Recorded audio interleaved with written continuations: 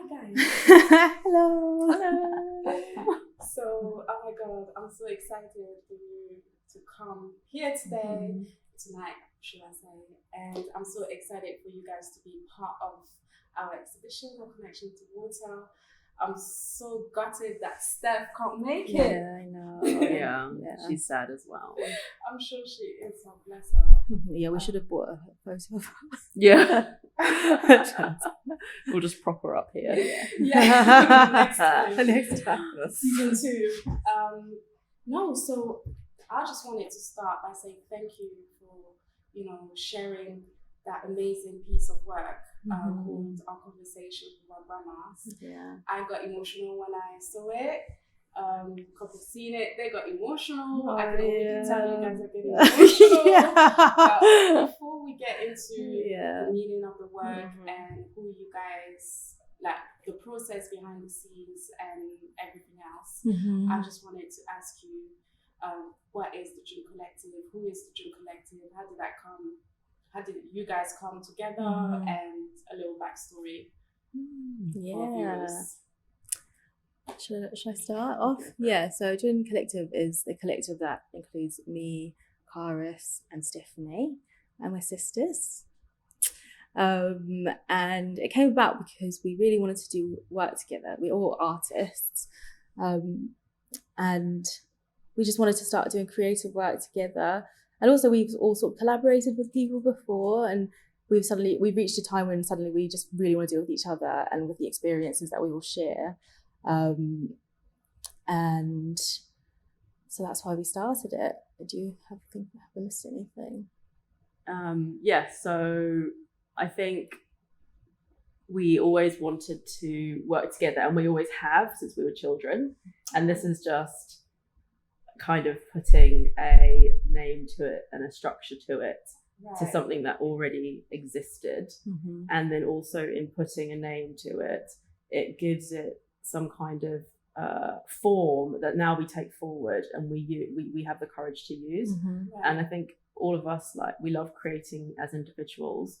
We've certainly had our own struggles with that, and any artist out there knows it's so hard to create as an individual. Something about coming together, the three of us, yes, it has its challenges. Yes, we fight. But there's this kind of sort of, like you said the other day, there's a personal nature to it and an impersonal nature to it, where you feel like you can do anything. We feel like we can do anything together. So it's like it kind of the sum of our parts is the output is greater than the sum of our parts. I feel like there is a saying, isn't it? Yeah, that sounds about right. Yeah. And I remember coming to actually your first exhibition last year. Yeah. And that's how I kind of got to know you guys as a unit. Yeah. Because I think I've met you individually. It was actually my first time meeting you face to face, and obviously Steph. But I thought that it was amazing, and when this opportunity came around, you guys popped into my head straight away, and I was just like, actually, together, that sense of togetherness. We are louder, we are stronger, we're more creative, and we have more to give. And I think the world now needs to receive more. So that's why I reached out to Steph, and I was just like, listen, I think this is for you, Yeah, you thank guys, you so much. and stuff like that. And I just want to also ask you a bit more about your backgrounds, and then we can start talking about your beautiful Yeah, you can start with this one. It's hard to know who answers the question. It'll take turns. So our background is we were born in New Zealand. Is that what you mean? Yeah. Actually, it could be so many words, but I was just like, in general, Yeah, so we were born in New Zealand, and our mum is from New Zealand. She's white, and the term in Māori for that is Pākehā.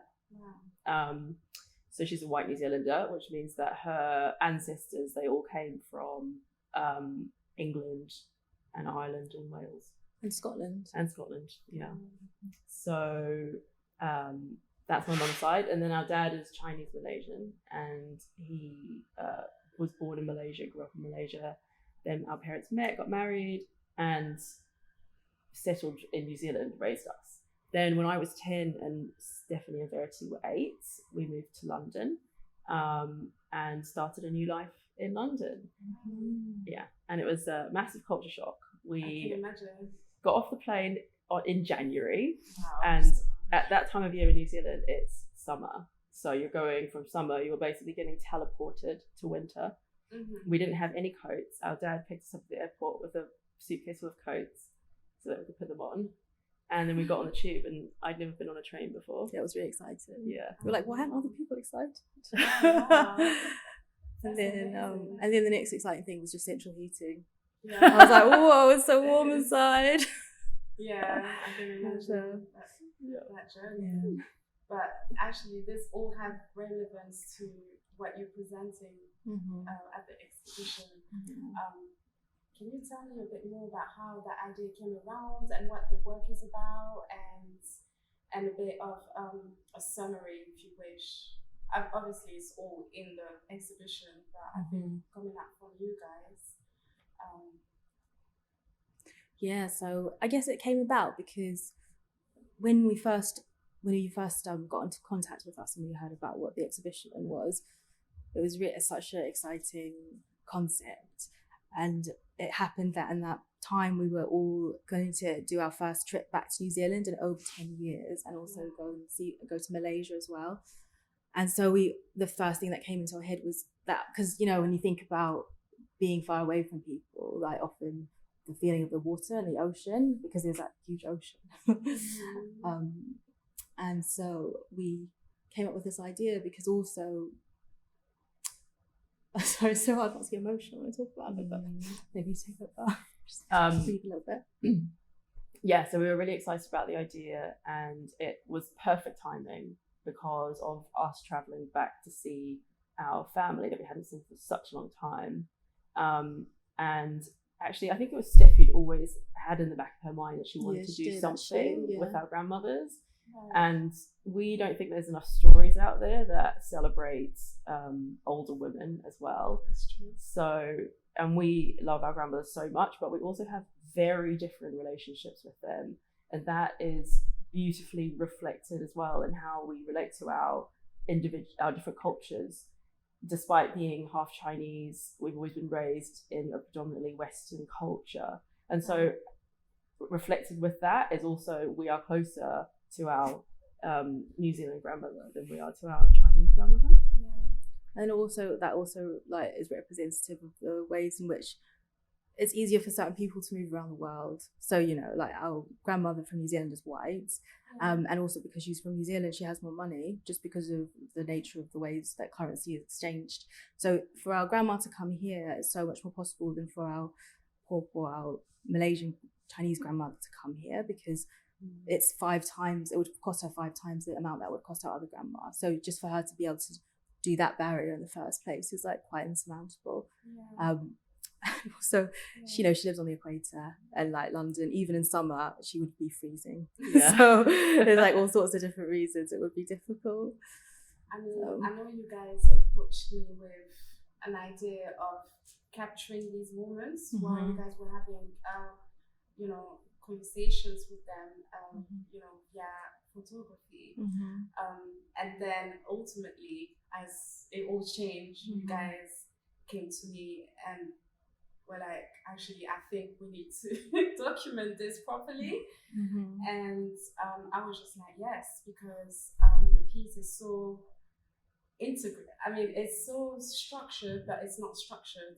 That, the movie being here, it makes all sense when you rewatch the movie and then you look at your piece. So it's like, it's really, really beautiful.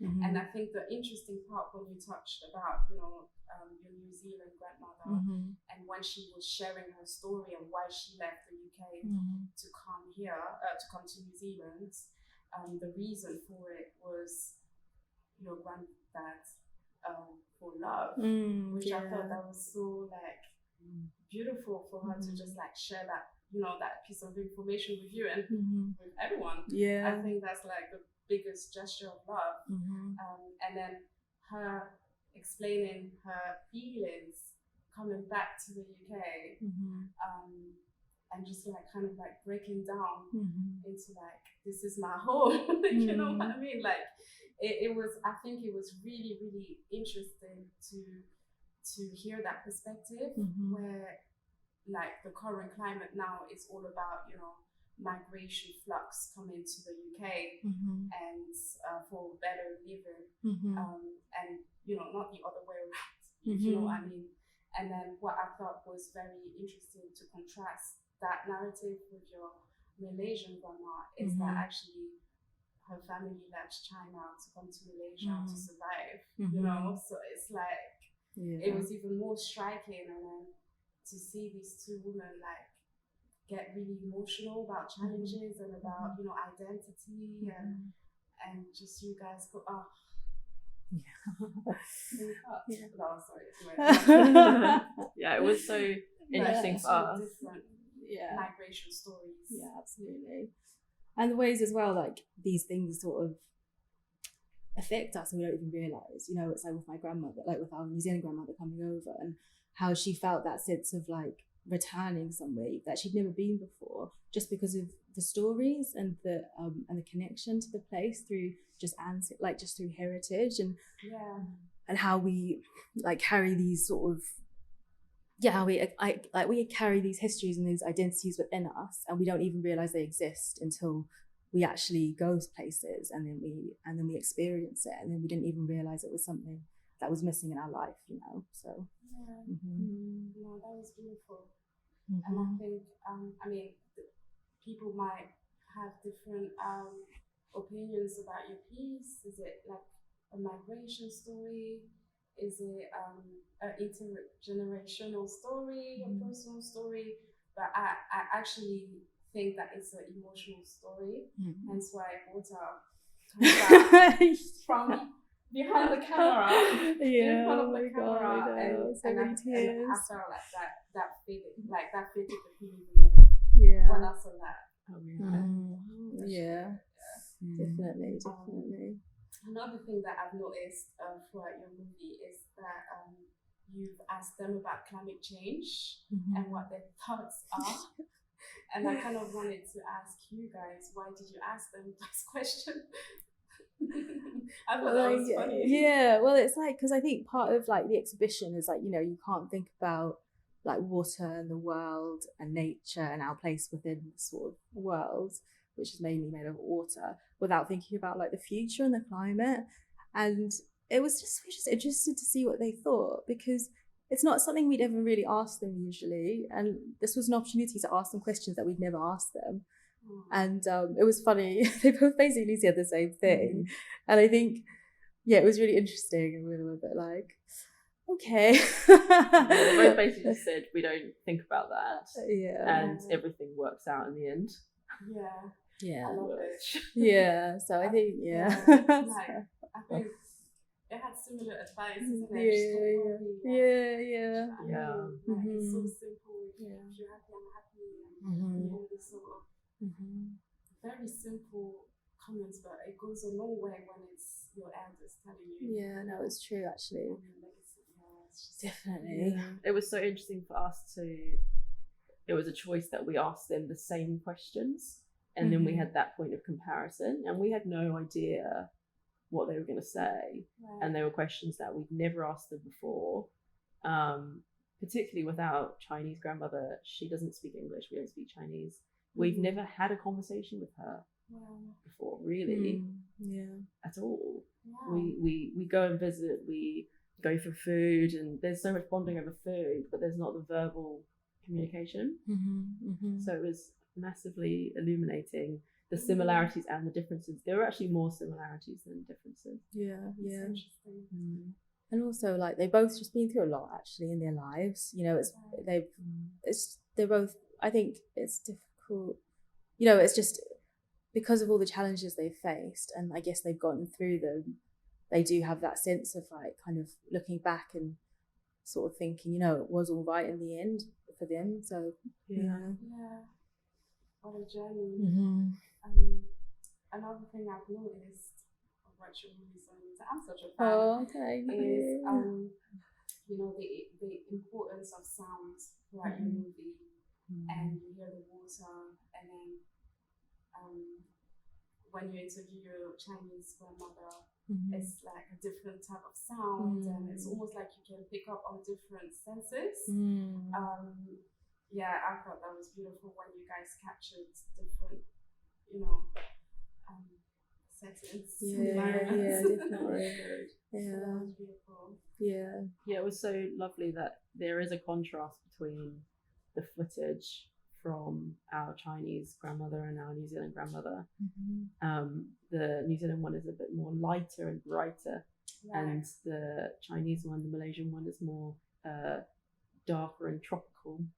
And slightly more oppressive. There's a humidity in the air with the Chinese Malaysian one, and then there's a freshness in the air with the New Zealand one. Okay. Interesting.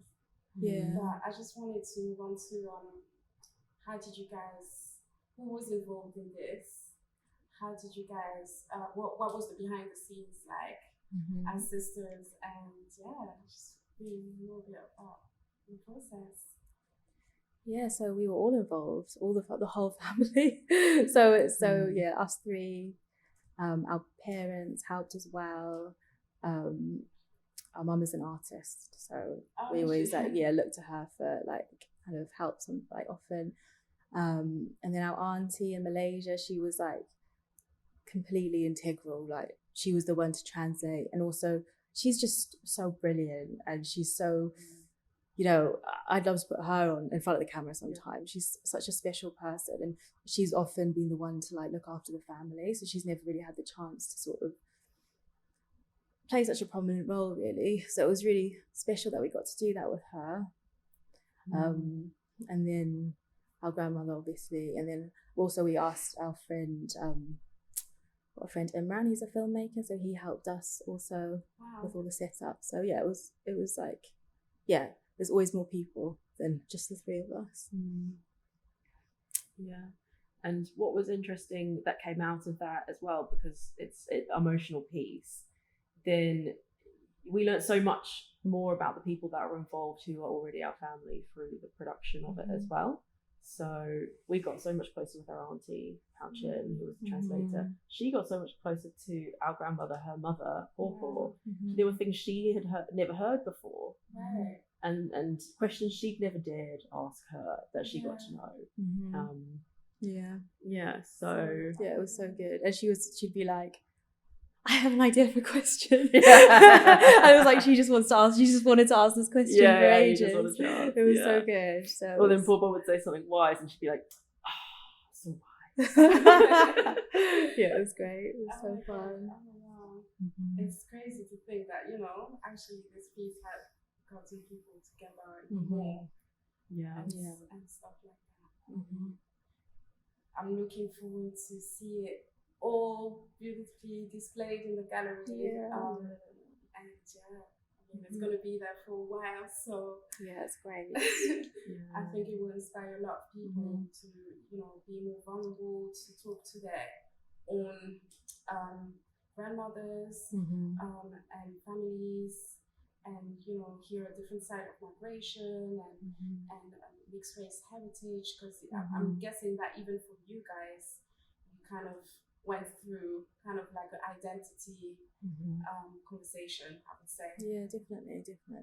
Yeah, that was a huge thing. I think for me, one of the biggest things is I always felt like I would always say I'm half white and half Chinese, or half New Zealand or half Chinese.